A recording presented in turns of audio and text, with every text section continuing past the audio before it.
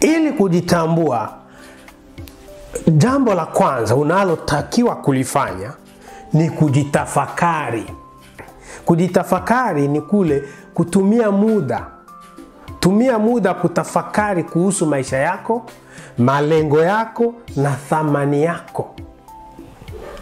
Tafakari, self examination. Uwe na uwezo wa kujitafakari kwamba wewe una thamani gani? Wewe maisha yako unayaonaje? Kwani maisha yako ni ya kuwalaumu watu wengine kwamba hawakusaidii, hawakufanyii hiki na kile? Wewe una mchango gani? Na malengo yako ya maisha ni malengo gani? Unajua wengi wetu tunapata hela lakini hatuna malengo. Wengine tunapata vitu, hatuna malengo. Lazima tujiwekee malengo ya kudumu, malengo ya muda mfupi na malengo ya kudumu. Kujitafakari ni njia ya kwanza ya kujitambua.